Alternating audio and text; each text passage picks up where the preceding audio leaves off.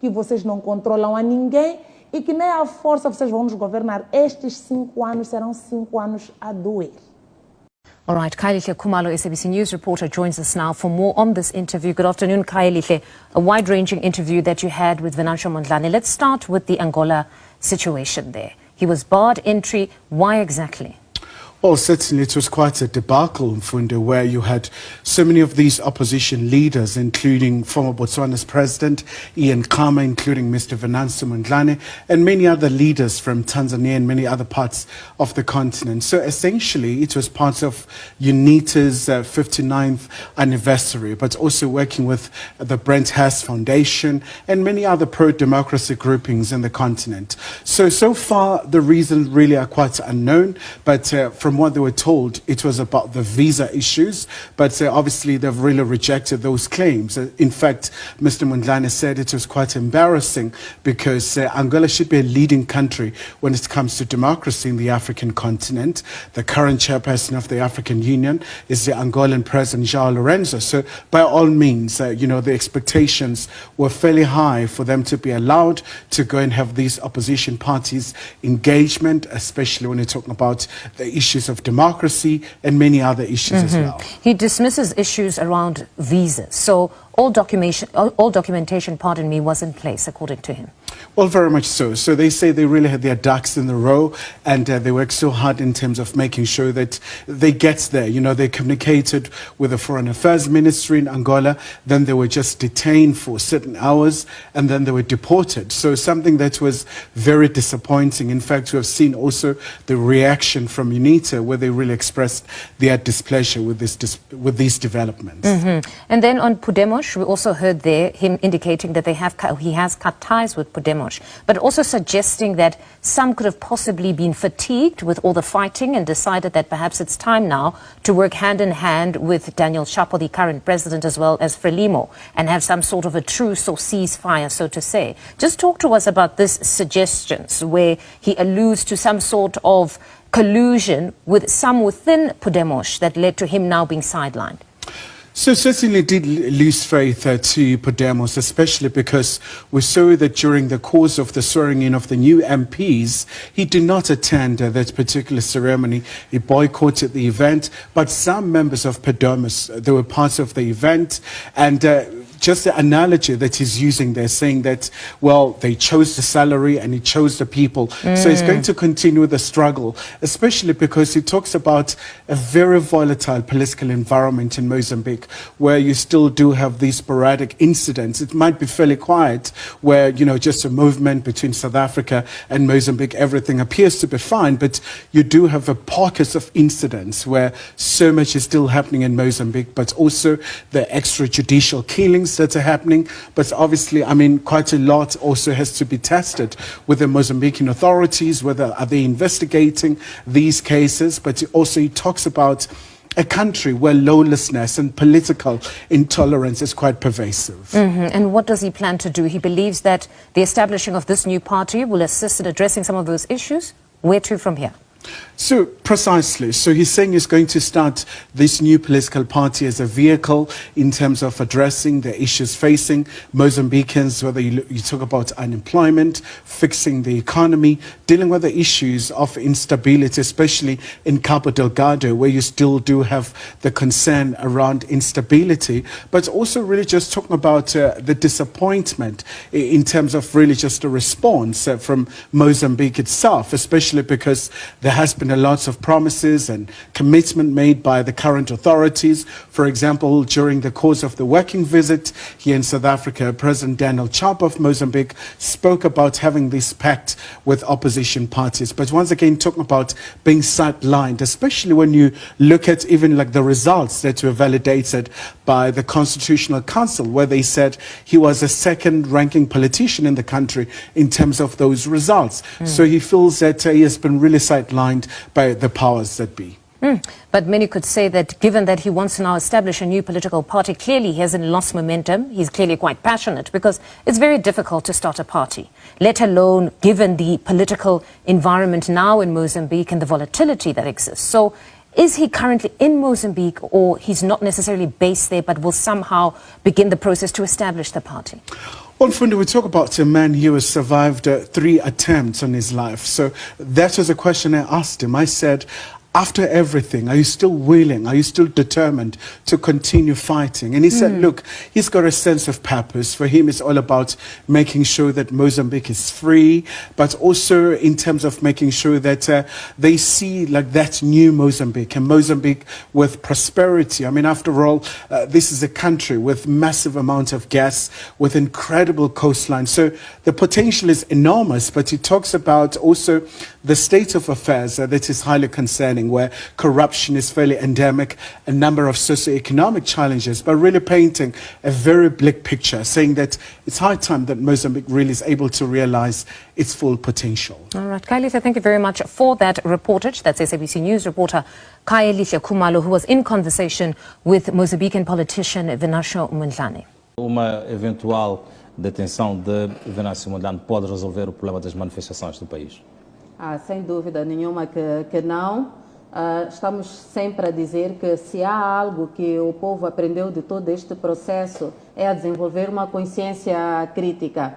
Nesta altura, nós conseguimos ver que o povo quase que não precisa de VM7 para iniciar qualquer reivindicação. Ainda ontem achávamos caricato uma grande manifestação que houve em Choque, porque retiraram a placa do distrito de Choque de um ponto e afastaram 50 metros.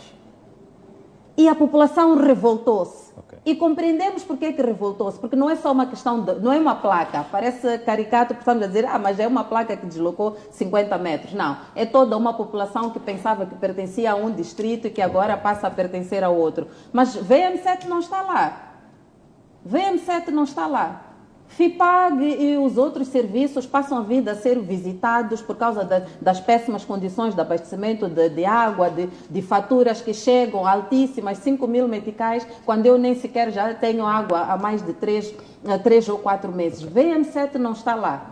Aquilo que era preciso fazer de despertar desta consciência que começou por causa de todas essas irregularidades eleitorais, já ultrapassou irregularidades. É por isso que neste programa aqui a gente já fala mais do que isto, fala das necessidades básicas, aquelas das nossas fomes, das nossas necessidades de escola e educação, porque estamos conscientes de que, apesar de sim, até hoje, não estarmos conformados, não nos conformamos e não vamos nos conformar com estas eleições que nós tivemos. Não vamos esquecer, não vamos.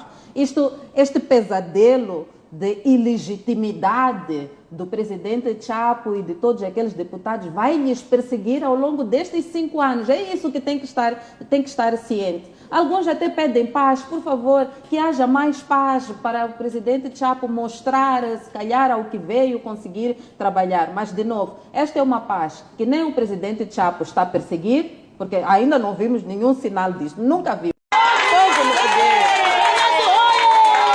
Povo no poder! Esse é o grito escolhido pelos vendedores do mercado Chiquelene na cidade de Maputo, que nesta terça-feira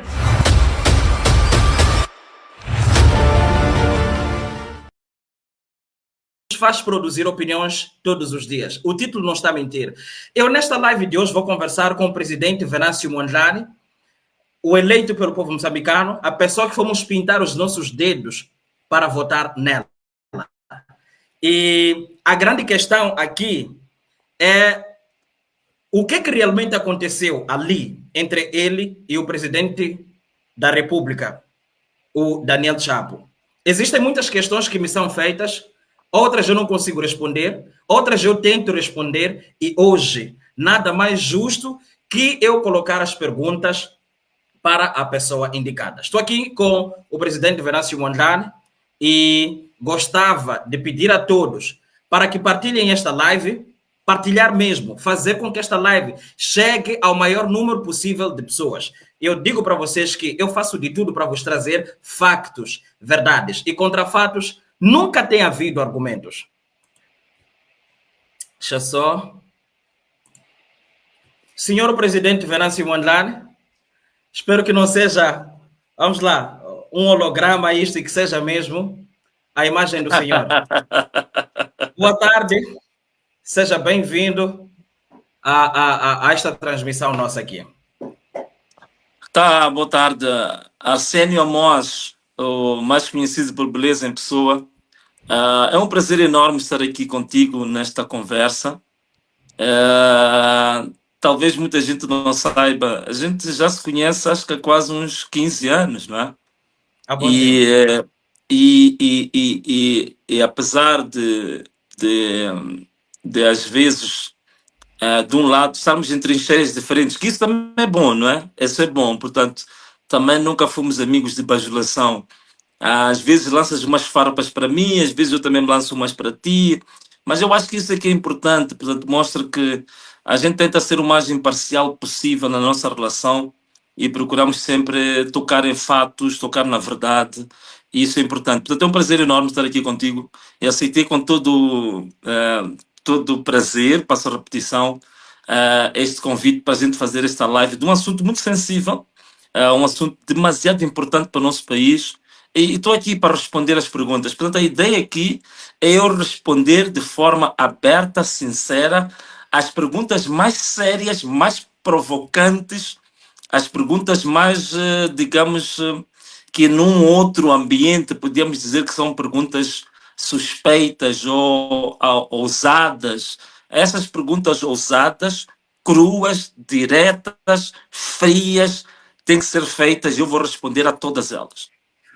Ok, estás presidente dos moçambicanos por 5 anos. Isso vai expirar quando estes 5 anos acabarem. E tens legitimidade, no nosso ponto de vista, para te posicionares como te posicionas. Existe um crédito construído por detrás da imagem do Senhor.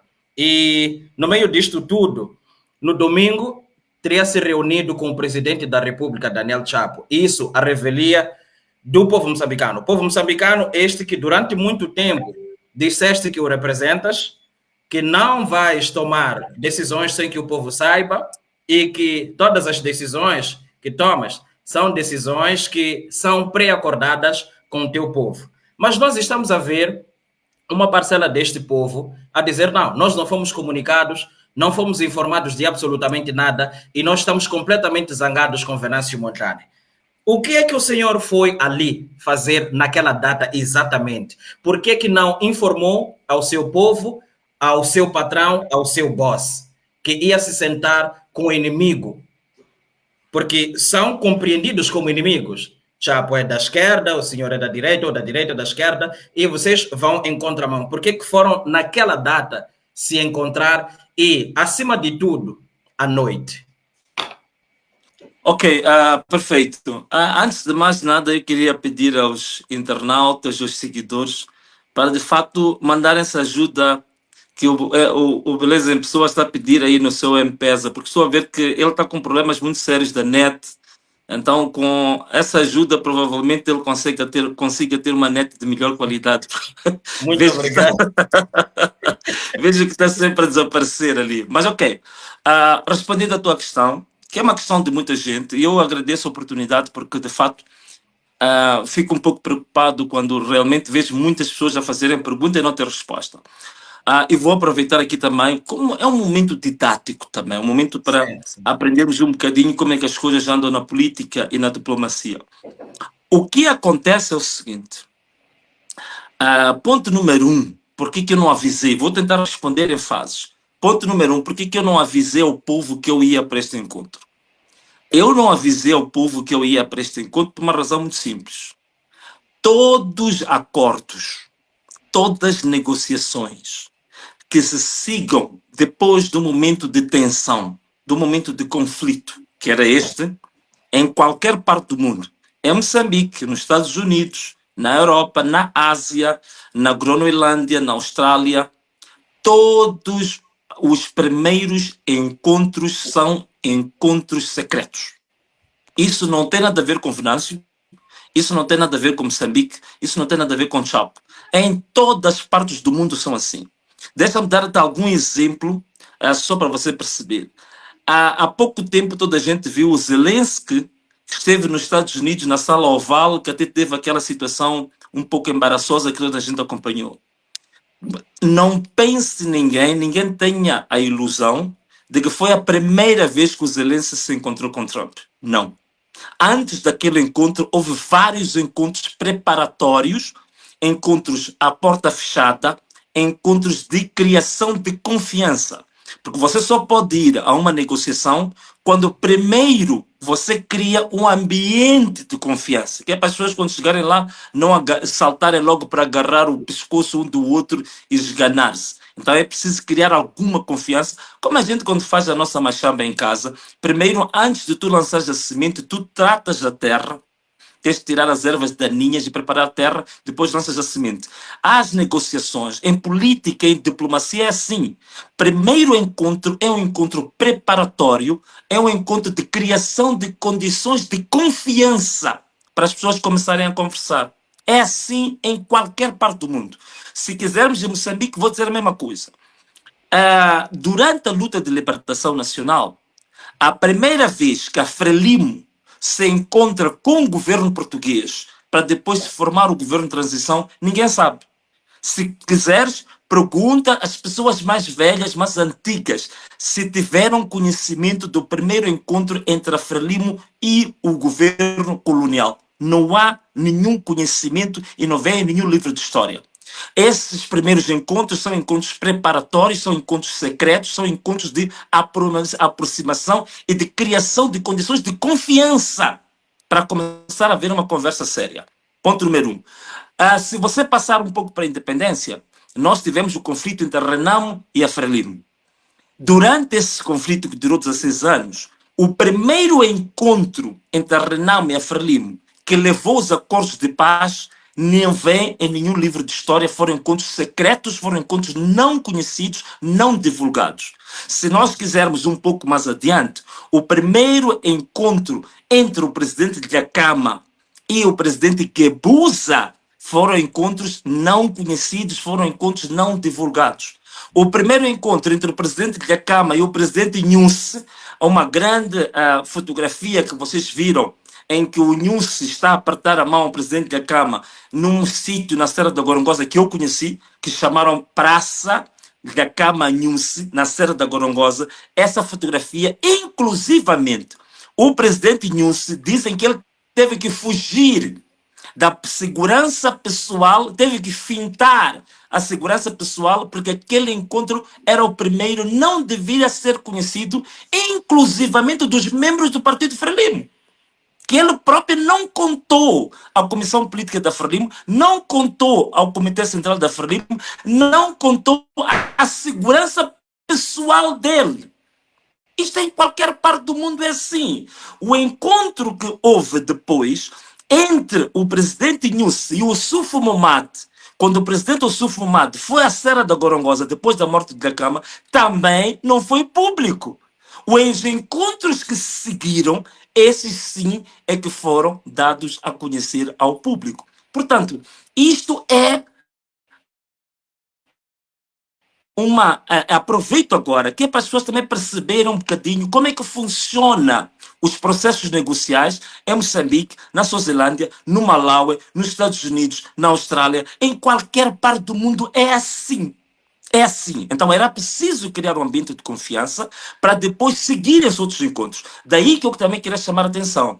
Não foi o primeiro e o único encontro. Aquele é o primeiro encontro e vão seguir outros, porque há um conjunto de temas, de agendas que têm a ver com a vida do povo que têm que ser tratados. Então, eu, respondendo à tua pergunta, Arsénio, direto, aquele encontro não foi conhecido porque todo o processo negocial em qualquer parte do mundo, o primeiro encontro da criação de confiança, de condições para que depois se sigam outros encontros, é sempre secreto, é sempre a porta fechada, que é para não criar embaraços com uma das partes. Eu quero acreditar que na sua memória falassem as vozes suas de si mesmo a repetirem aquilo que foi dizendo. Não lhe ocorreu que depois daquela sentada pudesse esta sentada dividir o povo moçambicano em função daquilo que teria prometido no passado? Num passado não tão distante, não. Num passado muito recente. Quando começamos a nos engajar com as manifestações e tal, nós fomos lhe ouvindo a dizer isso. que eu sou o vosso porta-voz, ou seja, eu não faço minhas vontades, faço as vossas vontades. Criei mecanismos eficazes e eficientes para poder auscultar a todo mundo.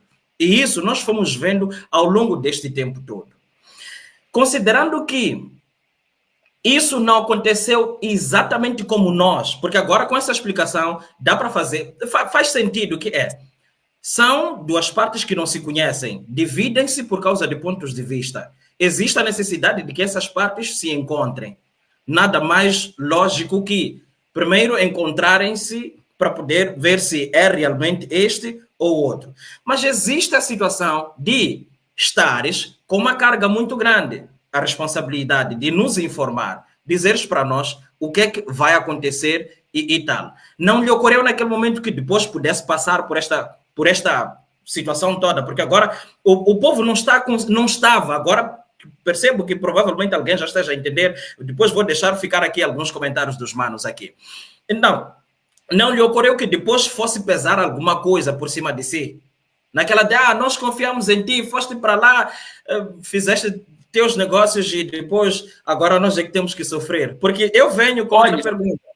Sim. Não, olha, é assim, beleza.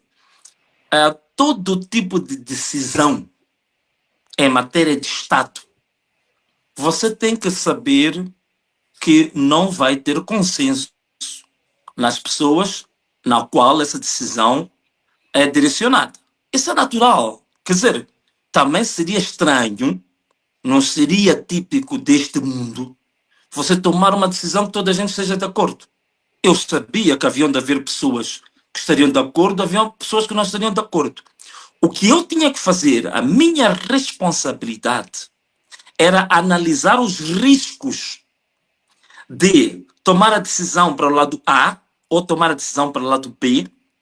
Qual das duas posições pode ter maior risco para o povo ou não?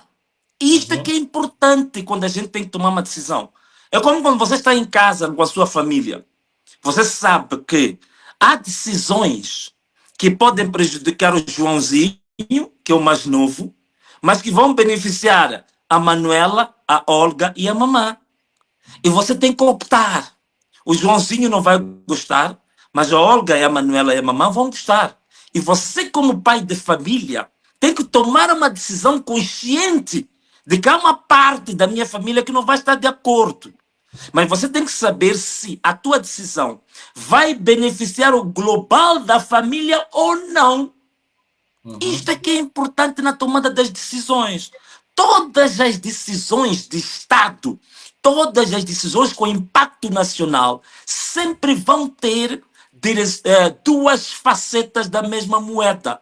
Um lado bom e um lado mau. Um lado agradável, um lado desagradável. Um lado que concorda e um lado que discorda.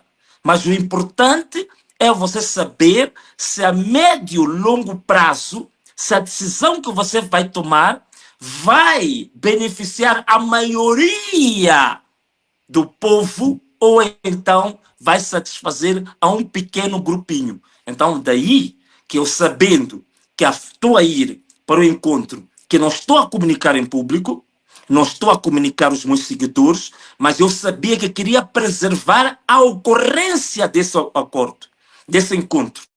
Porque esse encontro, se nós tivéssemos dado a conhecer isto antes, este encontro corria vários, mas sérios riscos de não acontecer. E vou dizer aqui porquê. Uma das razões que este encontro podia não acontecer é que dentro do próprio Partido Frelimo, como sempre, há uma franja de pessoas poderosas que não querem diálogo em Moçambique.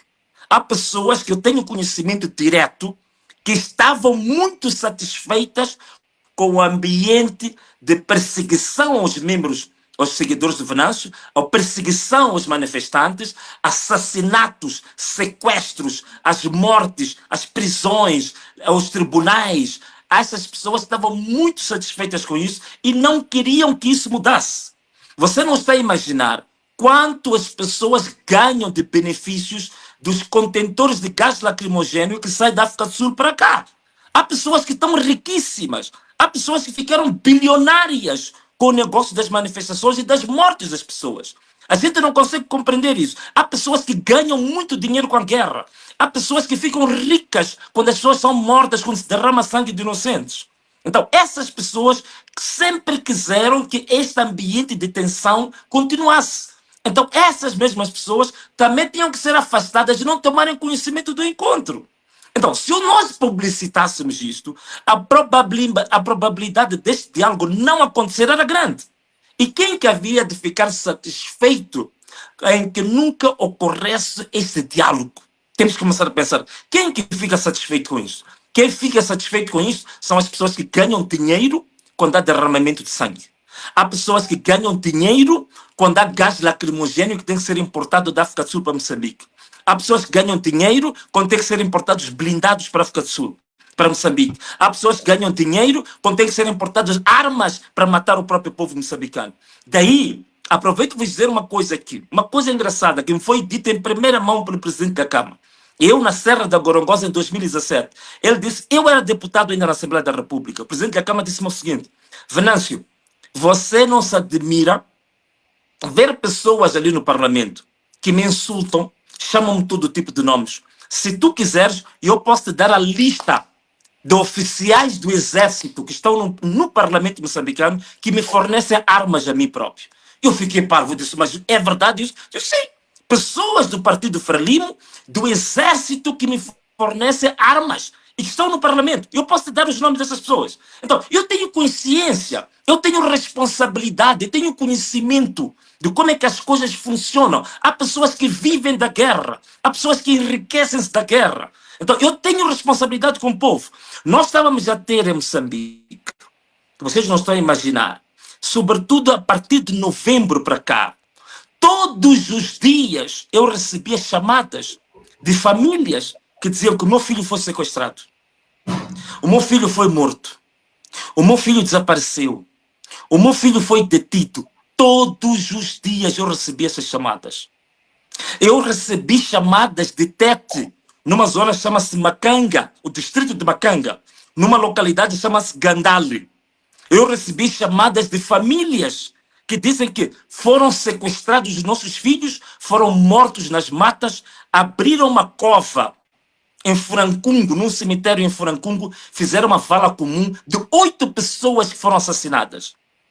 Eu falei disto a uma televisão internacional que é Sky News. Eu disse que em Tete está a haver valas comuns. Eles disseram, Venâncio, you are doing propaganda. Isto é, você está a fazer politiquice, você está a fazer propaganda. Eu corri riscos, peguei em mim, eu fui à província de Tete. Acho que toda a gente viu o dia que eu voltava, quando as pessoas me acompanharam ao aeroporto. Eu fui até Gandale. São 400 quilômetros da cidade de Tete. Passando todos os riscos que eu passei para ir filmar a vala comum, onde 8 membros apoiantes da nossa causa foram assassinados pela polícia, foram colocados numa vala comum, incluindo 2 crianças. Uma criança de 14 anos, outra de 16 anos. Eu, não satisfeito só em filmar a vala comum, fui visitar cada uma das famílias. Entrevistei cada uma das famílias que confirmava que o pai, a mãe, o filho foram assassinados, acusados de serem manifestantes. E essas imagens, beleza, eu fiz um vídeo e eu tenho na minha página, quem quiser, vai à minha página, vai encontrar. Traduzimos para inglês e mandamos para todas as televisões internacionais para mostrar que em Moçambique estava a haver assassinatos, em Moçambique havia valas comuns, em Moçambique estava a haver um genocídio do povo. As pessoas não entendem, só na minha organização política, nós tivemos, até um dia antes do diálogo, 47 pessoas que foram assassinadas. E nós apresentamos este relatório à Procuradoria-Geral da República, apresentei ao Ministro do Interior os dados de todas as pessoas que foram assassinadas de outubro, incluindo Ervino Dias, incluindo Paulo Guambe, incluindo os Xotas, incluindo várias pessoas que eram da minha organização política que foram assassinados, e pedimos a intervenção do Ministério Público, que até hoje não interveio. E pedimos a intervenção do Ministro do Interior, que não fez nenhuma intervenção. Então, nós estamos a lidar com uma situação em que temos famílias que estão a perder pessoas, temos famílias que têm filhos que estão a ser sequestrados, temos famílias que têm filhos que estão desaparecidos, e todos os dias, às vezes, As pessoas que estão no Facebook, que estão a escrever mensagens, não tem um irmão que foi morto, não tem um vizinho que foi sequestrado, não tem uma mãe que perdeu a vida por balas, não tem um pai que desapareceu. Às vezes não compreendem isto. E eu todos os dias, eu digo-te literalmente, não estou a exagerar, todos os dias eu recebia chamada de pedido de socorro, a dizer que estamos a acabar. Este termo é muito usado. Estamos a acabar. Estão a acabar com os nossos irmãos, estão a acabar com os nossos filhos, estão a acabar com os nossos pais. Faça alguma coisa, Venâncio. Isto tem que parar. Tens que fazer alguma coisa. Estão a matar os nossos filhos. Isto eu recebia todos os dias. E eu vi uma oportunidade que surgiu de ir ter com a pessoa que neste momento tem um controle das forças de defesa e segurança e dizer a essa pessoa que, olha, eu venho aqui sentar-me à sua frente porque eu peço encarecidamente que parem com a matança das pessoas. Foi o primeiro ponto que eu coloquei na mesa quando eu cheguei àquele encontro no Joaquim Chissano. Eu disse que eu peço que se pare com as matanças das pessoas que estão a acontecer. Todos os dias já moçambicanos estão a ser assassinados, todos os dias já funerais estão a ser feitos. Isso tem que parar. E eu peço aqui que se cancele de uma vez por todas. A Cernic entra na casa das pessoas de dia, sequestra jovens. Temos muitos exemplos, até uns 2 jovens que saíram nus, foram filmados de uma mesma família, foram tirados nus da sua própria casa, levados para a mata, foram assassinados esses jovens. Então tinha que se fazer alguma coisa para esta gente. Então eu assumi a responsabilidade de saber que há de haver pessoas que não vão gostar, há de haver pessoas que vão falar mal, mas eu tinha que fazer alguma coisa para as matanças parar. E digo-te uma coisa, beleza? Desde o domingo até hoje, tirando aquele caso do Xai-Xai, mas aquele é um caso diferente, porque foram automobilistas que foram fazer a greve, de domingo até hoje, eu não recebi uma única chamada de uma família que tinha dito que o meu filho foi morto, que o meu filho desapareceu, que o meu filho foi sequestrado, que é uma coisa dolorosa. Tu não estás a imaginar. Tu estás a receber famílias a chorar ao telefone, a dizer que estou a ir enterrar o meu filho, que era o único que cuidava da nossa família, que foi morto porque diziam que ele era o líder das manifestações no distrito da Massinga. Portanto, você não imagina a dor, o peso que você ter o seu irmão, beleza, ser assassinado, desaparecer, sem direito a julgamento, sem direito a um juiz, a um tribunal, pura e simplesmente porque desconfiaram que ele era líder das manifestações. Isso tinha que parar. Então, o meu objetivo fundamental era era fazer tudo ao meu dispor para que o povo parasse de ser assassinado. E isso, eu acredito que todo o povo moçambicano está de acordo com isso. Não acredito que haja uma única pessoa do povo moçambicano que bata palmas quando sabe que o irmão do vizinho foi assassinado. Não acredito que haja um ser humano normal que goste de ver isso. Então, isso tinha que fazer. E isso dou a mão a qualquer um. E posso voltar a dar a mão de novo para evitar com que haja matanças, que haja assassinato de pessoas. Algumas delas nem estavam envolvidas nas manifestações. Apenas se desconfiava. O chefe do quarteirão não gostava do Beleza. Dizia que não, o Beleza é que anda a fazer manifestações. Iam pegar o Beleza e assassinavam o Beleza. É o que estava a acontecer no país. Então eu tinha que fazer alguma coisa por isso. Yeah. Irmãos, eu peço a todos encarecidamente que partilhem o link desta live para o maior número possível de pessoas. Esta informação precisa chegar para todos, que não fiquemos com esta informação para nós. Temos que fazer de tudo para que esta live chegue ao maior número possível de pessoas. E outra coisa, gostava de pedir a vós encarecidamente o vosso apoio. O M-Pesa e o Emola estão aqui na tela, estão na descrição e estão também nos comentários afixados. De tempos em tempos, eu vou informando quantas doações ou apoios a Malta terá recebido, e é disso, vocês sabem que é disso que nós sobrevivemos. E eu preciso encarecidamente que vocês ajudem, e estamos agora no Facebook, 146, mas no YouTube temos 2.201 pessoas, e precisamos que vocês partilhem o máximo, cada um pega no link, partilha com família, amigo, grupo de amigos e por aí vai. E não só, apoiem, por favor. Qualquer moeda, seja o Medical, 5, qualquer que você puder, manda seu apoio, porque é disto que a Malta continua fazendo estas transmissões. E já disse o presidente que preciso melhorar minha internet e tal, de qualquer maneira e tal. Voltando aqui às questões. Nós temos a situação da libertação das pessoas que estão presas em conexão com as manifestações.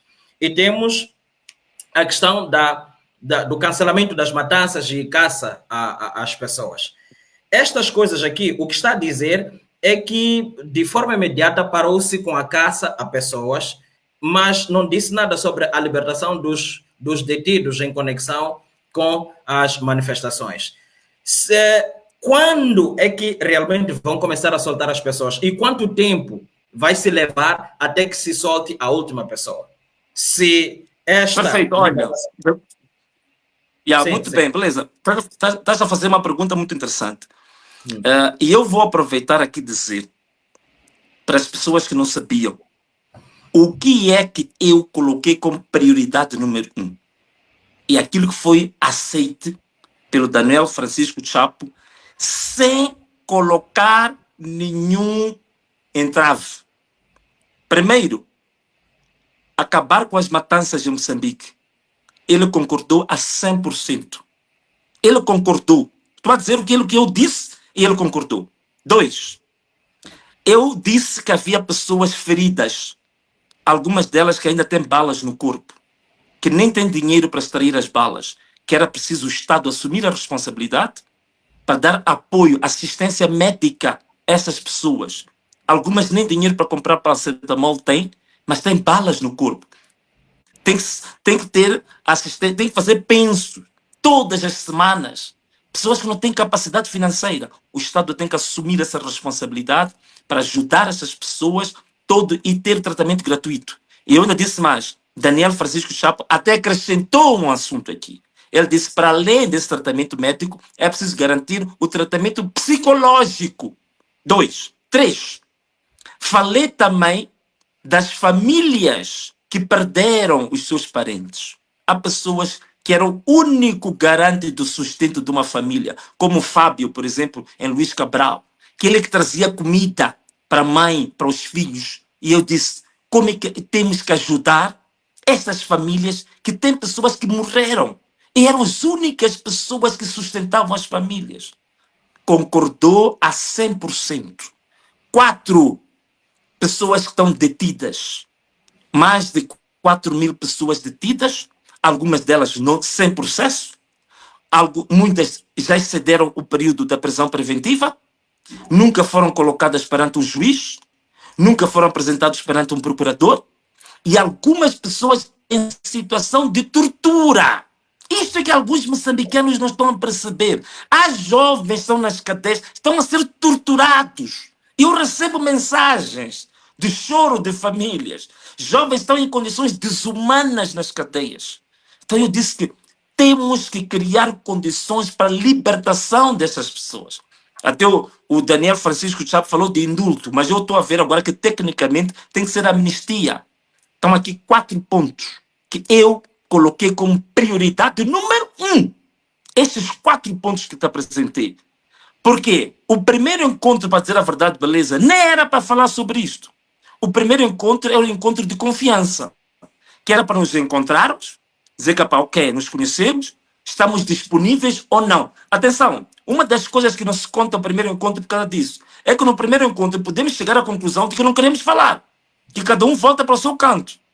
Então, e também não seria nada bom você anunciar e depois dizer que eles se encontraram e decidiram não se entender. Quer dizer, não faz sentido. Então, no primeiro encontro era apenas para cada um de nós dizer assim, tudo bem, nos conhecemos, nos reconhecemos como moçambicanos, estamos disponíveis a abrir ao diálogo. E irem para casa. O primeiro encontro era para fazer isso. Mas eu aproveitei a ocasião. Eu disse, não, eu não quero só criar confiança. Eu tenho assuntos urgentíssimos que têm que ser resolvidos de imediato. E apresentei estes 4 assuntos. E o Daniel Francisco Chapo concordou com os 4 assuntos. E quando vieram as testemunhas, os mediadores, né? Ele disse isto da boca dele, deu garantias a todos eles que esses 4 assuntos nós tínhamos tido consenso e que ia começar de imediato a implementação destes assuntos. Em relação aos detidos, isto até veio da própria boca do Daniel Francisco Chapo, disse o seguinte, estamos de acordo, o que temos que fazer é um levantamento De quantas pessoas de fato estão detidas? A gente tem falado de 4.000, não sei o quê, mas não sabemos o número exato. O levantamento das pessoas que estão detidas, levantamento das pessoas que foram mortas, levantamento das pessoas que foram feridas. E esse trabalho, da minha parte, indiquei um representante e o Daniel Francisco Chapo indicou um representante da parte dele. Que essas pessoas vão preparar uma agenda detalhada, tanto dos próximos encontros, como uma agenda detalhada sobre como os outros pontos, os feridos, os mortos e aqueles que estão detidos vão ser tratados. E esse documento já vai sair. E aí vamos ter oportunidade de informar com detalhes como é que isto vai acontecer. Isto é que foi falado, beleza, em pessoa. Claro que eu tenho visto mensagens de alguns jovens que dizem assim, mas... Opa, tivemos um pequeno problema aqui, mas eu acredito que ele volte. É uma questão de internet. Muito obrigado, irmãos, por estarem a partilhar a live. Por favor, continuem partilhando.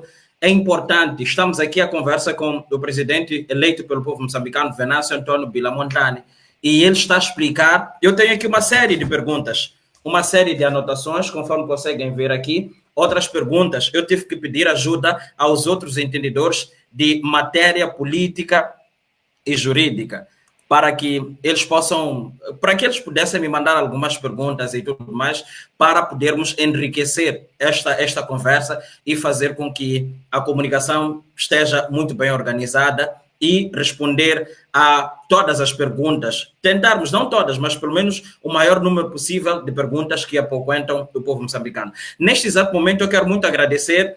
Estamos aqui com 8 apoios, conforme vocês conseguem ver, são 8 apoios. Por favor, irmãos, quem puder, M-Pesa e Emola estão na tela, estão na descrição e também estão nos comentários afixados.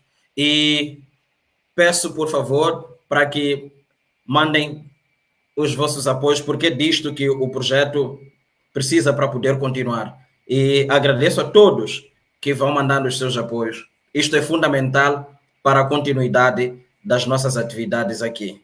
Dependemos disso para podermos sobreviver. Então, à medida em que vão entrando aqui os apoios, eu vou atualizando a voz. Até aqui, nós já temos 8 ajudas, ok? Somos quantos? No YouTube somos 3.368. Gostava de receber pelo menos umas 200 ajudas. Gostava desses 300, desses 3.000 que estão aqui a ver. É assim, aqui recapitulando, enquanto esperamos que o presidente Venâncio Mondlane recupere a questão da internet e tal, vão algumas explicações. Ele disse não ter ido em conformidade com as promessas feitas por se tratar de uma urgência que ele tinha em acabar logo com as mortes, por causa dos relatórios que ele ia recebendo, das ligações que ele ia recebendo, de pessoas a relatarem o sumiço, a perseguição constante das pessoas identificadas como aquelas que estivessem envolvidas com as manifestações. Por conta disso, ele precisou fazer isso e não só. Disse, inclusive, que dentro do Partido Frelimo há pessoas que não querem ou não queriam que este encontro acontecesse, que se soubessem deste encontro, poderiam criar condições para que isto não acontecesse. Por quê? Porque a desgraça do povo moçambicano gera lucro para essas pessoas, razão pela qual não só Venâncio Mondlane não disse para o seu povo, assim como provavelmente Daniel Chapo não teria avisado aos seus, exatamente para não atravessarem os planos que visam salvar o povo moçambicano desta chacina. Estamos aqui de volta. Eu tinha aqui já preparado algumas questões com relação à questão das matanças, feridos, assistência médica e medicamentosa às pessoas afetadas pela brutalidade policial. Existe aqui uma coisa. A Frelimo é conhecida em fechar acordos para ter vantagem e depois não cumprir nada com o passar do tempo. Nunca existe um prazo para que as coisas sejam de facto executadas. As pessoas ficam no vai, vem, volta, voa, vai para lá. Nunca se chega nunca se tem um tempo exato. Será que vocês teriam conversado em torno de algum prazo que escuta aqui, eu vou parar de mandar matar pessoas e isto é de X tempo a Y tempo. Eu vou tratar dos feridos de X tempo a Y tempo. Eu vou tratar da psicologia dos afetados de X tempo a Y tempo. Isso para quê? Para evitar a questão de, epa, que tal? Se tu sabes que a pessoa vai te chegar às 10 da segunda-feira, não precisas ficar ligando para saber o que acontece. Mas, se a pessoa passar das 10 da segunda, quando forem 12, já tens legitimidade para poderes fazer as ligações e procurar saber o que está a acontecer para que a pessoa não chegue naquele tempo. Agora, eu quero saber se vocês ficaram do vosso lado com algum termômetro para saberem, para vos permitir saber quando é que está a acontecer, durante quanto tempo, isso para que vocês não possam ser chatos para o governo do dia. Ou negociaram e depois terminaram na fé, que é, eu acredito em ti. Olha, consegues ouvir? Sim, consigo. Olha, beleza, é assim. Conforme eu disse, o primeiro encontro era um encontro apenas para criar confiança. Em rigor, nem era para trazer nenhuma agenda naquele dia. Okay. A agenda que foi tratada é porque eu, Venâncio Mondlane, aproveitei o momento e pedi para apresentar pontos que eu achava que eram urgentes, que não dava para deixar para outra altura. Significa que, destes pontos que eu apresentei, os 4, o primeiro, que era para acabar matanças, e vamos dizer uma coisa, essas matanças, uma das coisas que nós abordamos com sinceridade, nós dissemos que tem que acabar matanças de ambos lados. É preciso também ser sincero. É verdade que há mais civis a morrer, não restam dúvidas. Nós temos mais ou menos 600 civis que morreram, polícias que morreram, acho que não chegam nem sequer a 20. Não restam dúvidas que quem está a morrer em grande parte são os civis, não são os polícias. Mas ok, quando a gente vai para uma negociação, temos que ver todos os lados. Não podemos só pensar na população. Há alguns polícias também que morreram. Então também temos que pensar nisso. Então temos que ter uma abordagem de equilíbrio. Então dissemos, tanto a matança de ataques aos polícias, como ataque à população tem que parar. Esta parte é a única que eu posso dizer, posso te falar de prazo. Foi acordado que no dia seguinte, foi domingo, no dia seguinte, segunda-feira, Daniel Francisco Chapo ia garantir na parte do Estado que não houvesse nenhum tipo de perseguição e de matança à população. Venâncio Mondlane ficou com a responsabilidade nos seus seguidores, perante as suas lives e na população, garantir, transmitir a ideia à população que temos que parar de violência de ambos lados. Isso ficou garantido. No primeiro dia houve esse acordo. Dia seguinte, segunda-feira, ele devia fazer isso junto ao Estado, eu devia fazer isso junto ao povo. E eu cumpri o meu papel. No dia seguinte, eu fiz a live, eu falei com a população e eu disse à população aquilo que me competia a mim como responsabilidade para depois eu notar ou acompanharmos se o povo está sendo assassinado ou não. Essa parte já estamos a acompanhar. Nessa parte de matanças, de perseguições, de sequestros, já iniciou, logo na segunda-feira após aquilo. Agora, os feridos, os mortos e os detidos, ficou um acordo para se fazer um levantamento. Então, o trabalho que a equipa técnica vai fazer é que vai determinar, tecnicamente, qual é o prazo para cada uma dessas fases. Como eu disse, aquele era o primeiro encontro. Há de haver outros encontros. Para quê? Para depois se acertar detalhes de cada um. E atenção uma coisa, não é só essa parte da violência, da parte da segurança. Tem outras partes sociais também que vão ser discutidas, que eu vou levar para lá. Partes sociais e partes econômicas. Por exemplo, tem a ver com a questão, a grande problemática do desemprego. O grande problemática do desemprego. A questão da parte econômica, da parte social da população. Isso é extremamente importante. É uma das agendas que quero levar para os próximos encontros.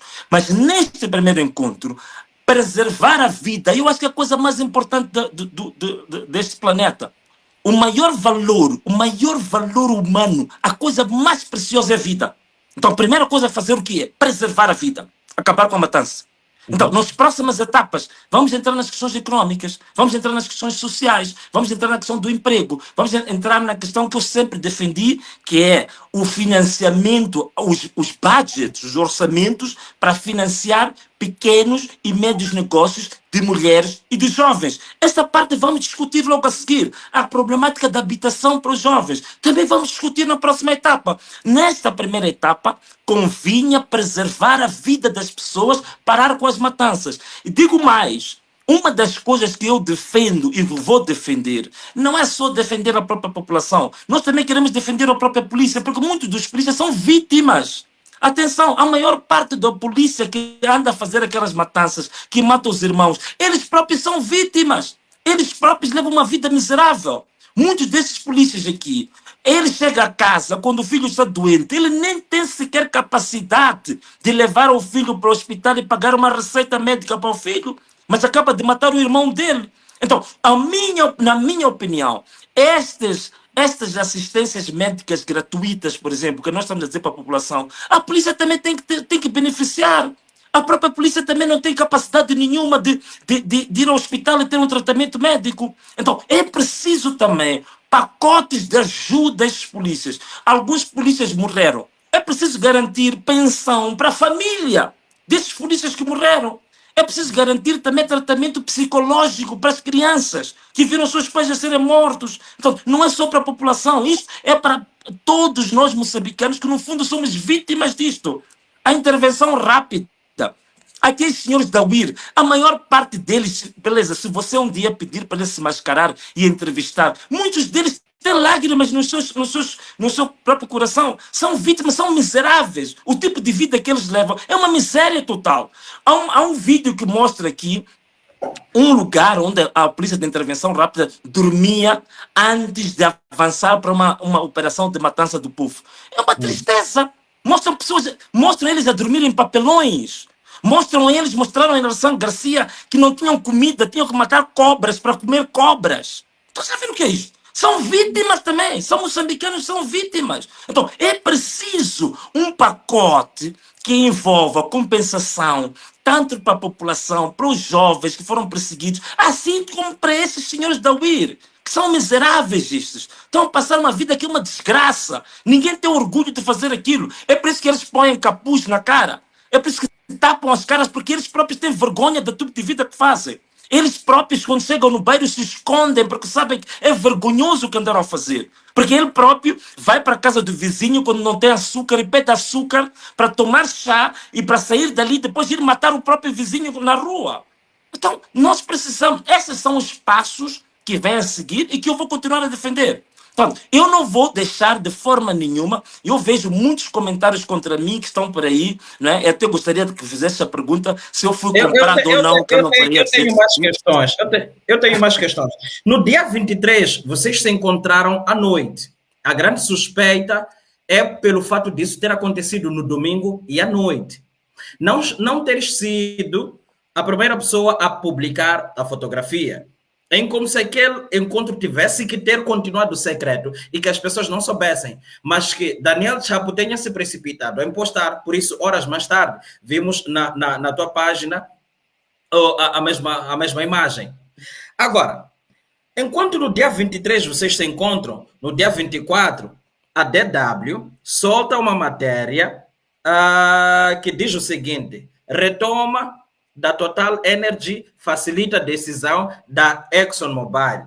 E isto aqui envolve algo em torno de 30 mil milhões de dólares. A ideia que passa nos que ajudaram-me a montar isto é a de que fazes parte das pessoas que comeram dinheiro aqui. Existe muito dinheiro não estava a ser fácil eles fecharem a bolada. Precisaram te pegar numa noite de um domingo para aceitares eles fazerem a fotografia, mandarem a fotografia, que é entre nós e este jovem que nós temos problemas, já está tudo bem, mandem o dinheiro. Os manifestantes ou os terroristas, este povo, epa, esse povo nós vamos ver como é que vamos fazer. A pessoa que é responsável por isto tudo é esta, já está tudo bem. E que nesta sentada eles tenham dito, epa, Venâncio, nós vamos receber tantos bilhões de dólares aqui. E que a tua parte sejam esses bilhões de dólares e que neste exato momento só não vais, conforme dizem, comer esse dinheiro agora para não levantar suspeitas, mas daqui a pouco vais se beneficiar desse dinheiro. Existe isso ou não? E eu vou olhar muito para a tua cara para poder Claro, claro. para poder saber se existe uma mentira, existe uma tentativa de manipular a minha resposta. Exatamente.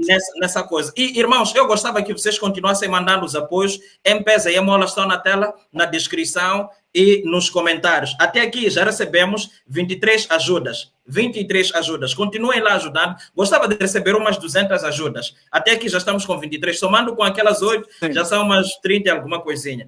Então, aí está a minha questão. Irmãos, façam isso. Estou à espera. Olha, ponto número 1. Está a ver? A tua net está mesmo mal. É para que entre mais ajudas para o Beleza está a precisar. Ponto número 1. A hora marcada para o encontro. A hora marcada foi 21 horas. Tinha que ser de dia, não pode ser à noite. Eu gostava de dar uma oportunidade. É uma pena que não é possível. Que a pessoa que defende que tinha que ser de dia, não à noite, explicar exatamente porquê. Eu não estou a ver uma justificação lógica, racional, não é? Há uma disciplina científica que chama-se lógica racional, para você entender, afinal de contas, qual é o fundamento, qual é a coerência de uma certa tese. Então eu gostava de perceber onde é que está a coerência de dizer que às 21 é problemático, mas às 14 horas não seria problemático. Se o encontro era para não ser conhecido. Se fosse às 2 da madrugada, ou às 3, ou às 4 da madrugada, ou às 21, ou às 8, qual é o problema? É que não estou a conseguir ver o nexo lógico. Quer dizer, estás a ver daquelas coisas como dizem, estou ali. Não faz sentido, doesn't make sense.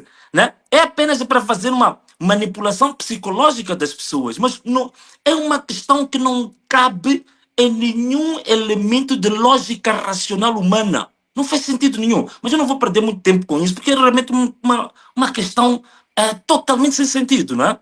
Agora, 2. A questão da Total, a questão da bacia do Rovuma, a questão, digamos assim, do gás de petróleo. Bom, caro amigo, as pessoas podem especular o que quiserem especular. São livres de fazer qualquer tipo de especulação. Agora, eu não fui àquele encontro para viabilizar negócios da indústria extrativa, de forma nenhuma. Isso não foi a minha motivação, nem foi do meu conhecimento, e mesmo que fosse do meu conhecimento, os meus objetivos foram claros. Eu já os disse e volto a repetir. Objetivos primários, principais, eram aqueles 4 que não vale a pena. Agora, senão vou dizer que o Venâncio está sendo muito repetitivo. Era aquilo que eu queria. Parar a matança do meu povo, mas nada. Agora, se eles tinham planos de usar isso para depois ir viabilizar um negócio com a Total, eu não quero entrar nisso. A verdade é que eu não estou absolutamente ligado a esse tipo de negócio. Agora, se querias olhar bem para mim, né? Tá bem, beleza, vou aproximar mais a minha cara. Agora, que tal? O que achas? Sim. Estás a olhar bem para os meus olhos? Sim, ok, agora estou muito próximo da câmera. Sim. Beleza em pessoa, meu irmão. Eu, Venâncio Molhano, as pessoas que vou pedir perdão. Vão dizer, Venâncio agora quer fazer show-off. Não é bem show-off, mas eu quero falar exatamente de mim. Eu, nesta luta, eu já renunciei a 2 mandatos como deputado da Assembleia da República. Em nome do povo, em nome de valores. Eu larguei todos os benefícios por 2 vezes. Primeiro eu estava no MDM, depois eu estive na Renamo.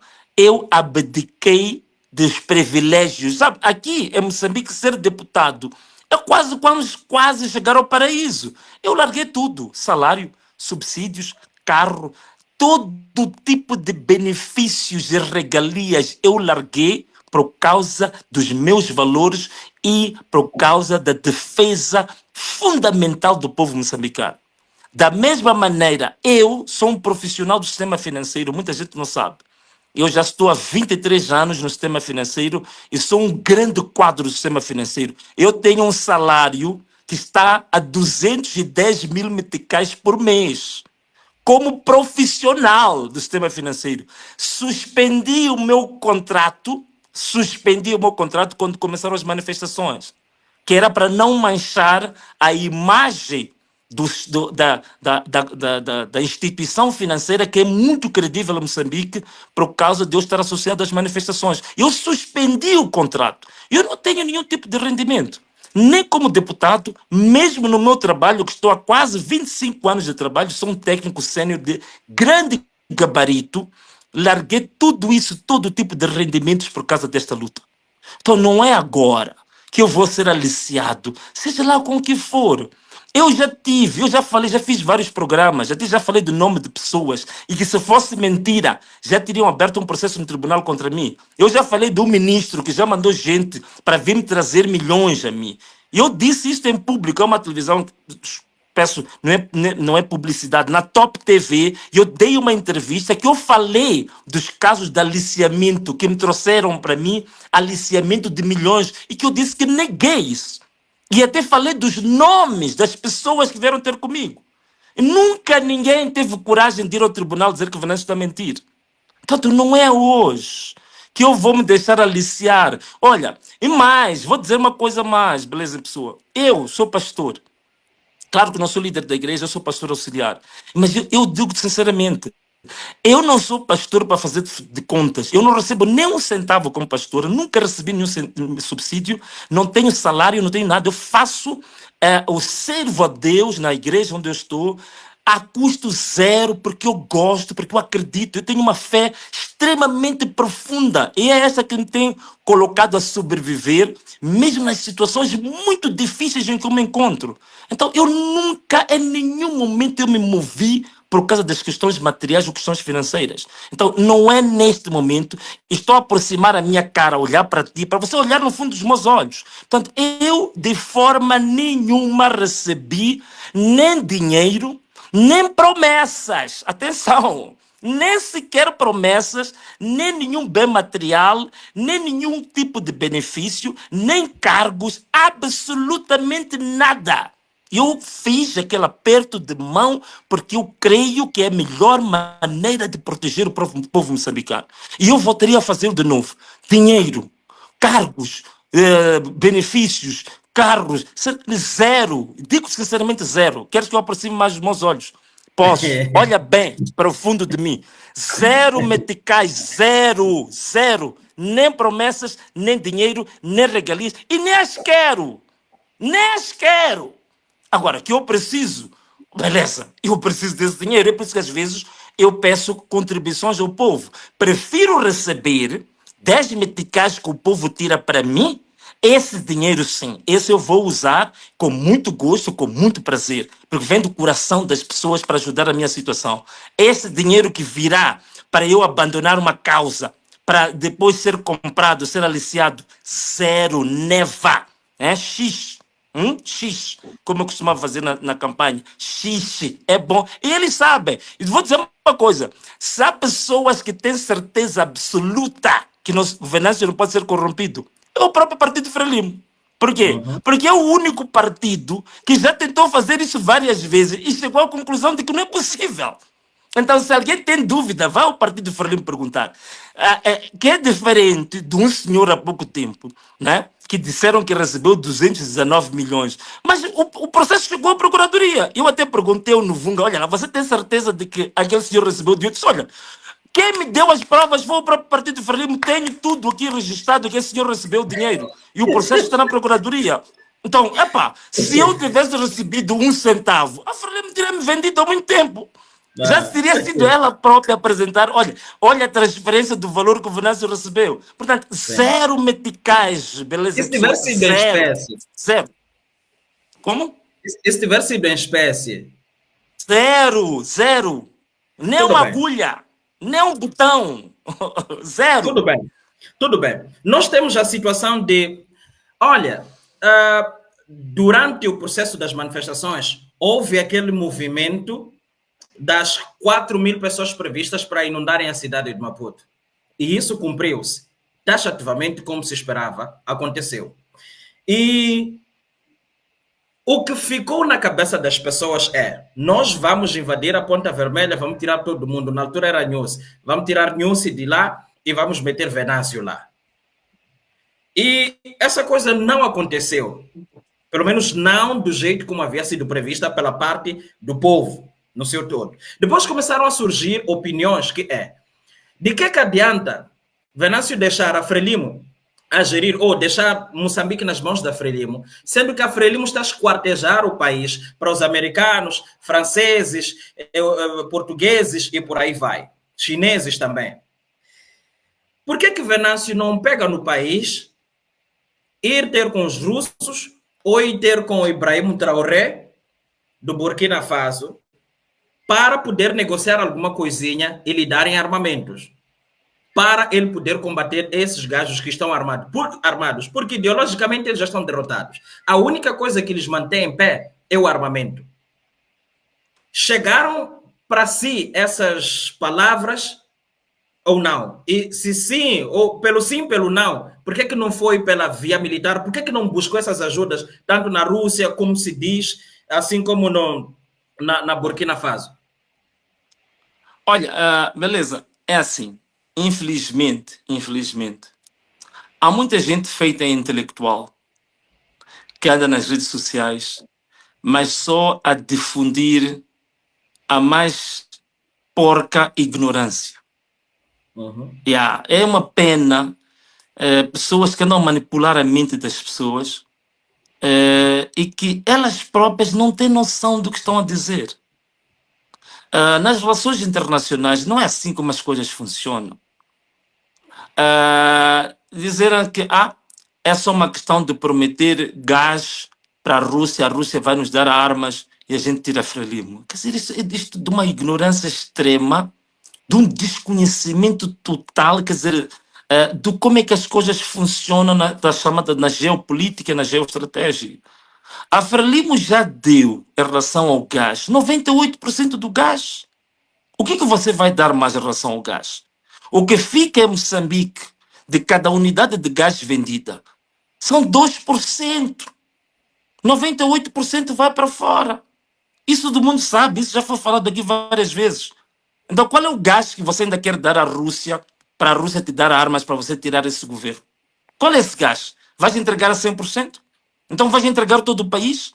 Quer dizer, é assim mesmo. E depois, daqui a pouco, eu também, vamos supor que eu chego ao poder por essa via. Eu prometo entregar todos os robis, entregar todo o gás, entregar todo o petróleo, ok, vem as armas, eu chego ao poder assim. Amanhã temos um país que é totalmente alienado. Temos um país totalmente vendido a esses interesses. Esse povo vai ficar agradado comigo? Não é o mesmo povo que vai dizer que, nós hoje fomos vendidos como escravos porque o Venâncio nos entregou porque queria chegar ao poder? De certeza que vai dizer a mesma coisa o mesmo povo. Então, às vezes, há determinadas teses que as pessoas estão com um nível de ignorância, com um nível de irresponsabilidade, de desconhecimento de como é que as coisas funcionam. Esta é uma matéria que eu investigo muito sobre gás e petróleo, muita gente já viu as minhas intervenções. E eu conheço muito bem como é que esses contratos foram feitos. Você não tem hipótese nenhuma agora de você pegar o contrato de gás. Olha, só os Estados, a ExxonMobil, só as empresas americanas na bacia do Rovuma já enterraram mais de 15 bilhões de dólares.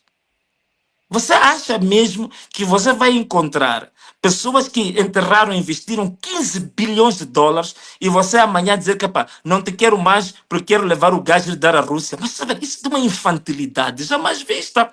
As coisas não são feitas dessa maneira. Isso é uma ignorância quase que roça a infantilidade. Não é desta maneira. Primeiro, porque não funciona assim na geoestratégia, na geoeconomia. 2, não é minha opção chegar ao poder por via das armas. Eu sempre disse isso. Eu não quero chegar ao poder por via das armas, nem golpe de Estado, nem coisa assim parecida. É por isso que no dia 7 de novembro eu disse que era ocuparmos a cidade de Maputo, não era para atacar a Ponta Vermelha, não era para arrancar a Frelimo à força. Nunca defendi isso. Eu sempre disse que se há alguém em Moçambique que tem capacidade para iniciar uma guerra civil ao Venâncio. Mas como é que você ia ter um civil? Eu disse, olha, o único moçambicano político nesta era moderna, depois do Acordo Geral de Paz, que já reuniu numa videoconferência com 200 oficiais do Exército, fui eu.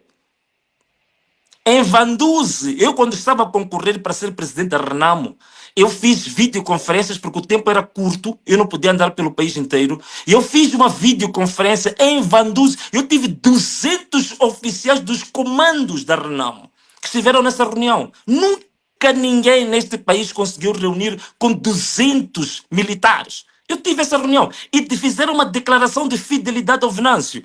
Quem quiser vai à minha página, vai ver isso. Eu fiz uma reunião com 200 oficiais, incluindo oficiais do tempo da Unimos. Estavam com crachás do tempo da Unimos. Pessoas que conhecem guerra. Pessoas altamente qualificadas na guerra. E que declararam fidelidade completa ao Venâncio Mondlane. Então, se eu quisesse, por via da guerra civil, eu tinha todas as possibilidades de levantar a guerra civil a Moçambique.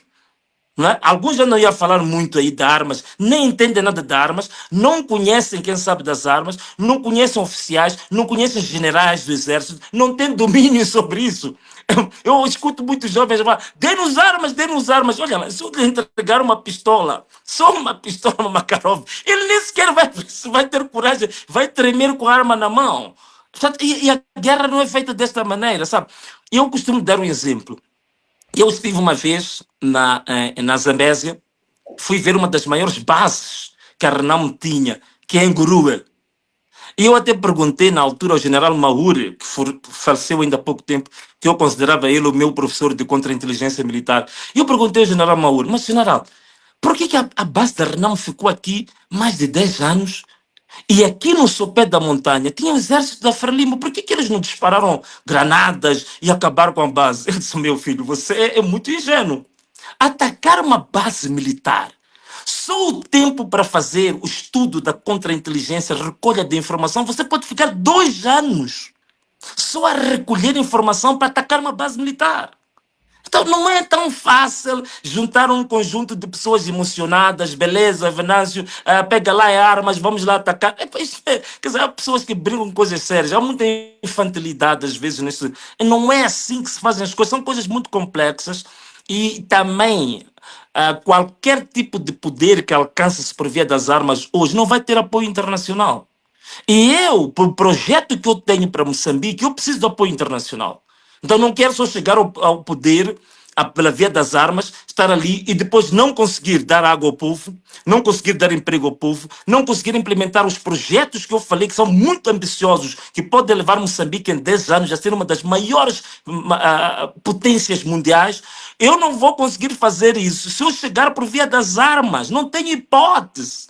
Porque para fazer isso eu tenho que ter um forte apoio internacional. Eu tenho que ter uma rede de contactos muito favoráveis, digamos, nos países neste momento que se constituem as economias mais fortes do mundo. Então você não vai fazer isso por via das armas, é muita ingenuidade. Não é? Você não vai conseguir dar água às pessoas, você não vai conseguir melhorar a vida das pessoas se chegar por via das armas. Então, você vai chegar por via das armas, não vai levar também o mandato, o próprio povo vai tirar de lá. Então, isso é que é preciso compreender isto. Ibrahim Traoré, mas é outro tipo de brincadeira. As pessoas não entendem, por exemplo, falam da Rússia. As pessoas não entendem que os serviços secretos da Rússia, que aparentemente são adversários dos Estados Unidos, trocam informações. As pessoas não entendem que a China, que parece inimiga dos Estados Unidos, os serviços secretos da China têm pacto de troca de informações com os Estados Unidos. Você vai bater a porta da Rússia, vai a Moscou, vai ao Kremlin, bater a porta para falar com Putin hoje. São os serviços secretos da Rússia que informam os Estados Unidos que você foi lá a dizer que quer substituir os Estados Unidos em Moçambique pela Rússia.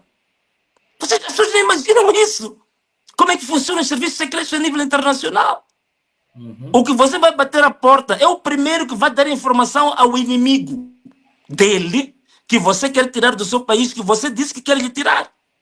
As pessoas nem imaginam isso. Né? Portanto, são questões complexas e até eu gostaria imenso que a gente fizesse um dia uma live para explicar às pessoas como é que funciona a tal chamada geopolítica. Como é que funciona a chamada geoestratégia ou a geoeconomia? Há coisas muito importantes que é preciso explicar às pessoas como é que isso funciona. Né? Nós já começamos a fazer esse exercício em Moçambique. Sabes que hoje a cultura cívica em Moçambique é muito superior àquela que acontecia em setembro de 2024. Hoje, você encontra uma senhora no mercado, já sabe o que é o Conselho Constitucional.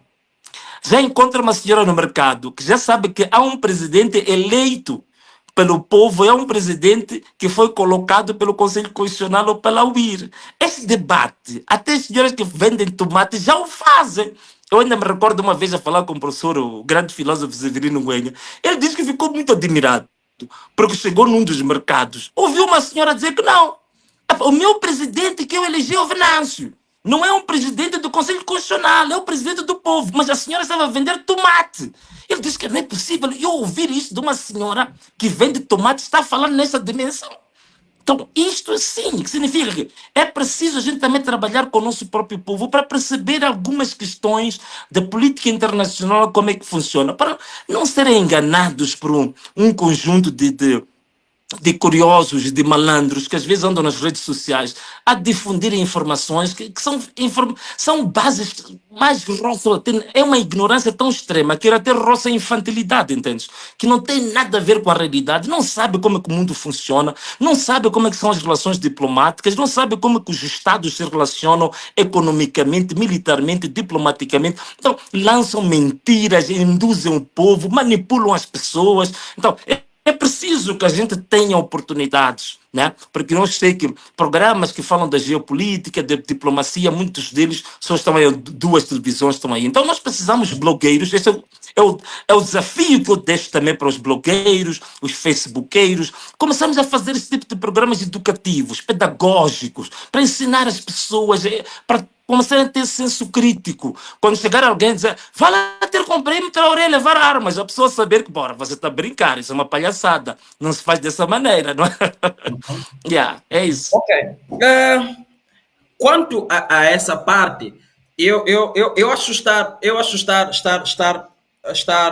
um bocadinho claro o assunto. Agora, existem aqui algumas perguntas que me foram enviadas por amigos próximos. Eu não vou esconder. Mano Celso mandou-me 2 perguntas aqui. Eu ainda tenho outras perguntas aqui, mas só para podermos completar isto, porque existem outras áreas que despertam a nossa curiosidade, que os outros órgãos de comunicação social, logicamente, que nunca vão explorar isso. E esta é a oportunidade única que nós temos para podermos explorar isso.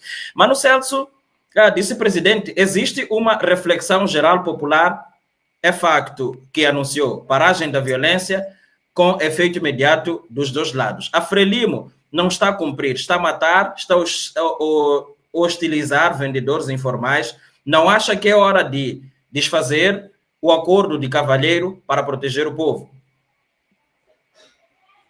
Olha, não sem dúvidas, essa é uma luta permanente. Porque aí estamos a falar das questões de âmbito municipal, não é? O que nós fomos tratar, estamos a falar de questões criminosas, de assassinatos de pessoas.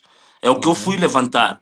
Essas questões de âmbito municipal, que tem muito a ver com os direitos das pessoas também ganhar a sua sobrevivência, é o que as pessoas estão a fazer quando vendem na rua. Eu vi essas imagens tristes, mas vocês sabem que essa também sempre foi a minha luta. Aliás, quem me conhece, sabe que uma das maiores lutas que eu tive, que foi muito famosa, foi em relação ao mercado Huancacana, não é?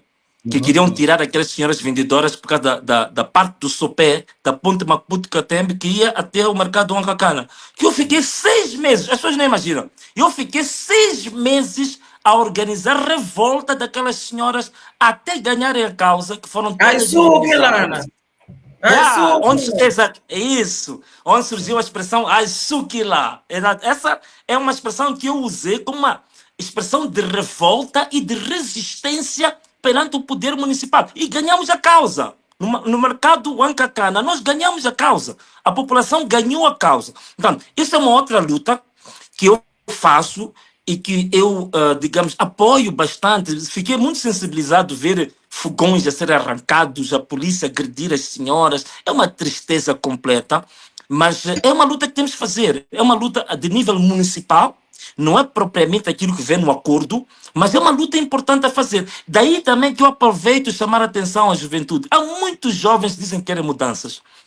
Mas tem muitos trabalhos a serem feitos. Nem tudo o Venâncio vai conseguir fazer sozinho. Por exemplo, essas lutas do município, essa luta localizada, jovens, organizem-se também, protejam as pessoas, protejam as senhoras dos mercados, protejam as senhoras do setor informal. Não é necessário que o Venâncio diga que, hoje vamos para o mercado mocoreano proteger os vendedores da polícia municipal. Não! Jovens que vivem em coreano, jovens que vivem no Esquelene, jovens da Mavalane, jovens da Machaquene, protejam os vossos pais, os vossos irmãos. Há muitos jovens aí formados nas universidades, há muitos jovens das ONGs de direitos humanos. Juntem-se para defender o próprio povo. Portanto, nem todas as lutas vai ser possível o Venâncio poder comandar e dirigir. Pelo contrário, eu também não quero que tudo seja concentrado em mim, porque isso também é muito mau.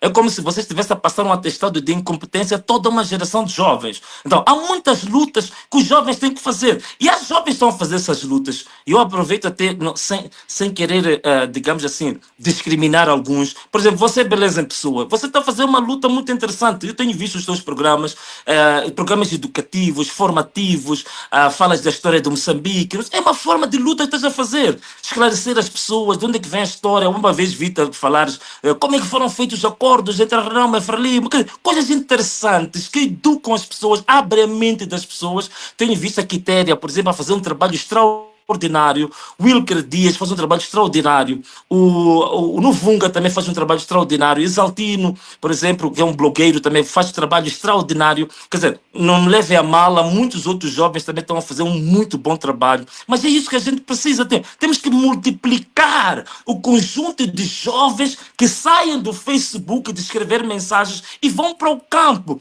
defender as pessoas, lutar pelos direitos humanos, ir às cadeias, ir às esquadras, defender os mais desfavorecidos, defender aqueles que não têm poder e que não têm formação perante essas autoridades. É importante que isso aconteça. Se nós tivéssemos 1/10 dos jovens que passam a vida a escrever no Facebook, a pegarem em si, se organizarem para defender os direitos dos cidadãos, defender os mais desfavorecidos, defender os injustiçados, eu te garanto, em 1 ano, Moçambique mudava radicalmente. Mas o problema está aí, é que a maior parte das pessoas estão atrás de uma tela. A maior parte das pessoas estão atrás de um visor. A maior parte das pessoas estão, digamos, numa zona de conforto e que querem que os outros se sacrifiquem. Eu me recordo uma das vezes, quando eu falei durante as manifestações, eu disse, olha, esta semana vamos cantar o hino nacional, vamos levantar cartazes. Alguém mandou uma mensagem, Venâncio, essas tuas manifestações estão fracas, pá. Cantar hino nacional, o que é isso, pá? A gente quer, isto a Frelimo precisa te apanhar, temos de dar pancada a Frelimo. Eu disse, porra, mas, meu jovem, onde é que você está para você dizer isso? Não, eu estou na zona. Você alguma vez já fez uma manifestação? Não. O outro é um jovem, por acaso, esse jovem foi muito interessante. Quando nós estávamos ainda nas marchas das autarquias, uma das vezes o jovem disse assim, Venâncio, estamos cansados, pá. Toda hora a marchar, já estamos a ficar magrinhos, pá. Pá, agora já chega, pá, essa coisa de andar a marchar aqui. Agora é preciso destruir os tribunais, pá. Destruir o Conselho Constitucional, pá. Pôr fogo, pá, nas esquadras, destruir tudo, pá. Eu disse, ok. Eu vou organizar uma manifestação que vamos sair da Praça dos Trabalhadores na Baixa, vamos até o Conselho Constitucional para ir fazer barulho no Conselho Constitucional. Isso foi durante as autarquias. De fato, ele apareceu. Eu olhei para ele e disse, porra, sim senhora, pá, ainda bem. Então vamos juntos. Peguei a ele, pus à frente e disse, olha, vamos comandar o pessoal todo aqui. Começamos a subir da Baixa da cidade e estávamos a ir ao Conselho Constitucional. Quando chegamos na zona da Interfranca, vieram lá 3 blindados. Olha, os blindados ainda estavam a 3 quilômetros. Eu disse, epa, jovem, agora já chegou a hora de implementares aquelas tuas ideias ali. Opa, de repente, quando olhei para o lado, o jovem desapareceu. Toda a gente sabe que esse jovem chama-se Al-Qaeda. É um jovem que é muito influente nas redes sociais. Epá, depois aquele gás lacrimogéneo e tudo quanto aconteceu, quando cheguei a casa, epá, eu liguei para ele e disse, olha lá, meu, o tipo não me atendia. Eu disse, olha lá, você que se mostrou tão corajoso, dizer que queria partir tudo, os blindados ainda estavam a 3 quilômetros, você fugiu. Ah, não, entende lá, Venâncio, que a minha mãe está doente, então ela estava a se sentir mal e eu tive que fugir. Sabe? Então, a sua mãe só fica doente quando você vê blindados. Antes dos blindados, a tua mãe está de boa saúde. Então, é isso que a gente tem também um pouco para esse país, não é? Então, as pessoas às vezes falam, não, pá, estamos a vacilar, pá, é preciso avançar e tal, estávamos quase na vitória. Mas o indivíduo que diz isso nunca esteve em nenhuma manifestação, nunca bateu panelas, nunca cantou o hino nacional, nunca esteve na rua, nunca passou nenhum perigo, nunca soube o que é inalar gás lacrimogéneo, nunca soube o que é disparar em balas verdadeiras contra ele e ele escapar com vida. Nunca souberam nada disto. Mas é muito confortável ficar ali a escrever, a falar, a criticar, a dizer que não, temos que avançar. E ele nunca avançou. Os que mais falam de avançar nunca avançaram, pelo contrário, estão sempre a recuar. Este é o grande problema que a gente tem aqui. Ok. É assim. Ah, caro amigo, beleza. Só quero. Não, eu tenho mesmo agora um outro encontro. Desculpa, estou a pedir só uns minutinhos, poucos só. É assim, destino político. É assim, nós, o primeiro partido, depois desta confusão na RNAM, o primeiro partido, ou seja, a primeira organização que lhe ajudou é a CAD. E desde então, após aquela paragem, aquela sabotagem do Conselho Constitucional, não lhe ouvimos a falar mais da CAD. Há quantas é que anda a relação com a CAD? E só essas, umas duas só para poupar o seu tempo. Não, a relação... Vou sobrepor. E qual é o seu destino político partidário? Ouvimos-lhe a dizer, quando saiu do Conselho da Procuradoria, que na semana seguinte ia submeter a papelada, mas desde então não ouvimos nada. CAD, mas essa... Tudo bem. Não, a relação com a CAD é uma relação boa, em termos institucionais, em termos pessoais. Tivemos o percurso que tivemos, mas neste momento eu prometi, o que vamos fazer, vamos abrir um novo projeto político. Que vai ser uma coisa extraordinária. Um dia é de vir, depois de submetermos os papéis, eu hei de vir explicar o que vai ser esse novo projeto político. Vai ser uma coisa jamais vista no país.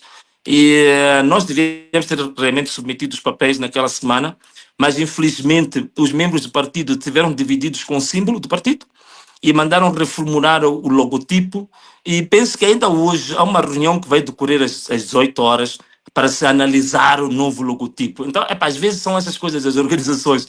Você está convencido que tudo está arrumado, então alguém levanta e diz que eu discordo desse logotipo. Então a gente tem que ouvir e reformular tudo. E são trabalhos que às vezes demorados. Você sabe muito bem que esses trabalhos de fazer logotipos e ter consenso no meio de 150 pessoas é uma coisa muito complicada.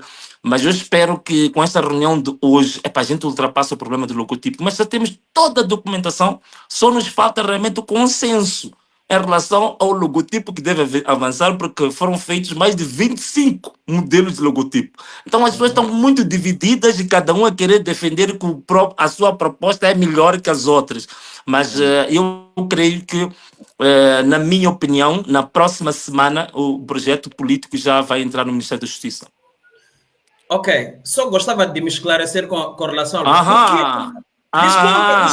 Desculpa, só 6 segundinhos. Por que é que não vá pela CAD? É pelo fato dela ser reprovável e que haja chances de não por isso. É que a CAD, como tu sabes, é uma coligação de cerca de 7 partidos. E esses 7 partidos têm percepções muito diferenciadas daquilo que eu particularmente tenho, daquilo que será um projeto político do futuro. Então eu prefiro realmente que eles sigam aquilo que eles acreditam, que estão muito acomodados na forma de fazer política que eles têm. Então o novo projeto político é um projeto muito desafiador, muito revolucionário, que vai trazer mudanças muito radicais na forma de se fazer política em Moçambique. e era difícil fazer isso na CAD, que já tem uma certa tradição, já tem lá os donos do partido, da coligação, seria um pouco mais complicado. Então eu preferi avançar para um projeto novo, né? Criar tudo novo. Ok. Eu não sei se E já acabou. Ana Malala! Não. Eu baixei. Só me Lili. confirma. Estes números aqui, esses destinos das ajudas dos 10 meticais, estes são os destinos Sim. certos? Obrigado. Obrigado. Sim. Sim, isso é para ajudar. Tá aí, temos a nossa conta de Imola, a nossa conta de M-Pesa, que é 845396 305, 865396 305. Mas também quem quiser pode usar as contas de PayPal. Portanto, contas de PayPal, que é primeiro para apoiar o governo do povo e outra que tem aí, está escrito, tem PayPal, depois tem a outra conta Wise.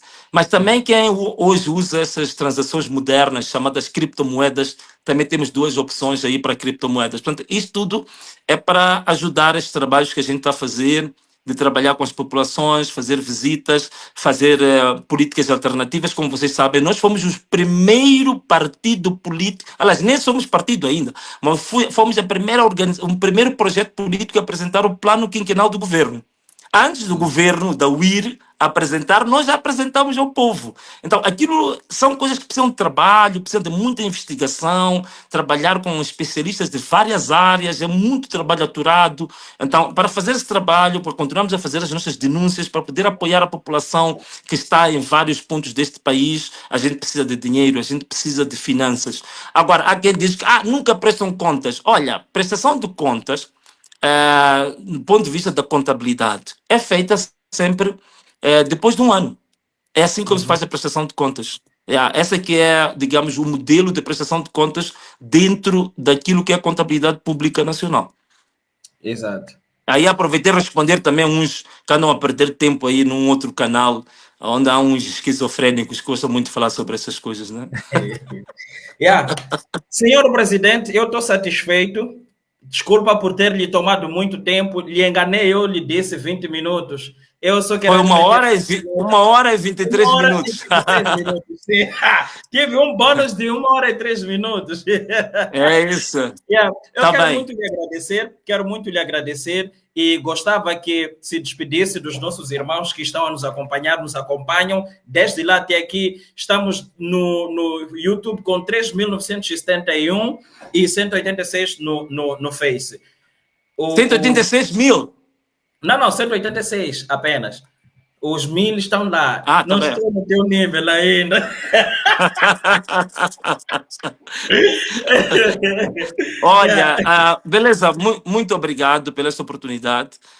Agradeço também a toda a gente que está conectada a este programa para ouvir esses esclarecimentos e volto a lançar o desafio para ti, aos blogueiros. Temos de fazer alguns programas também educativos para partilharmos também muita informação que às vezes, por falta de informação, as pessoas são induzidas a tirar certas conclusões, a ter certos posicionamentos que muitas vezes não é porque as pessoas são de má fé, é que as pessoas muitas vezes não têm informação correta, não têm educação correta. Então temos que usar os nossos canais também para formar as pessoas, sobretudo essas matérias da cultura cívica, da cultura política, né? Então era importante termos pelo menos 15 minutos por dia, explicar às pessoas como é que funciona o Estado, como é que funcionam as relações internacionais, como é que as coisas são feitas, processos negociais. Isso é muito importante para a nossa própria população estar bem informada sobre os assuntos. Segundo, ficou muito bem claro aqui que tudo que eu fiz e que tenho feito é para a defesa do nosso povo, é para poupar vidas, é para garantir que o direito à vida, que é o direito fundamental, seja preservado entre os moçambicanos. E eu quero deixar também uma coisa muito bem vincada. Eu não vou desistir de forma nenhuma de lutar para este povo. Eu não vou de forma nenhuma virar à esquerda ou à direita a voz para falar por eles. Aqueles que são injustiçados, que não têm oportunidade como nós de ter essas plataformas, de termos seguidores, de termos palcos. Essas pessoas que não têm esses privilégios precisam de nós que o povo deu esse privilégio para ser o porta-voz deles, para falar em nome deles, para defender a eles. Não defender interesses particulares e privados, mas defender os interesses mais nobres do povo. Uma coisa curiosa é que em Moçambique, infelizmente, praticamente já não existem organizações políticas cuja base da atuação é o povo.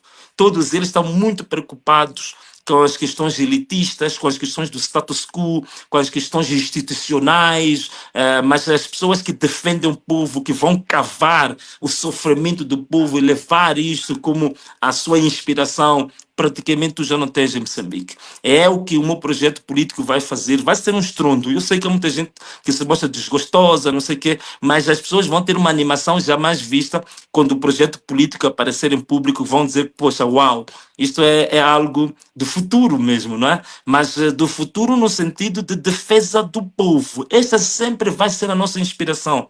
Defender a mamana que vende no passeio tomate, mas que tem 3 filhos que chegaram à universidade a partir da venda do tomate. Defender a mamana que está há 30 anos a vender calamidade, mas que tem professores doutores, tem ministros que se alimentaram a partir da calamidade, pessoas jovens que têm força, que têm energia, que têm ideias, mas que passam a vida como desempregados, a beber aí estanguana, selvagem, perdidos, frustrados, dar oportunidade a esses jovens de mostrar que eles, com a energia que têm, com a vontade que têm, podem desenvolver as suas famílias e desenvolver o país. Portanto, pegar essas massas excluídas da sociedade que, por razões do egoísmo dos políticos e dos dirigentes, essas pessoas passam a vida como miseráveis. Então, trazer essas pessoas a ideia de que temos um país rico e que este país pode distribuir esta riqueza e aumentar o nível de vida de todos os moçambicanos para não viver na miséria que estão a viver. Então, isto é que eu vou continuar a defender. Esta é a minha grande inspiração, é a minha luta, é o que eu vou continuar a fazer para frente, não é? E se me permitires, como sempre, alguém disse que a última vez que nos despediste, não fizeste tal e qual costumas fazer. Então, um forte abraço para todos, né? Um beijo Esse beijinho é meu. Quero direitos autorais nesse beijinho. Eu que digo um beijo, chupa. Eu que quero direitos autorais. Estamos juntos, muito obrigado. Tudo bem? Beleza? Fica bem, hein? Tá bem.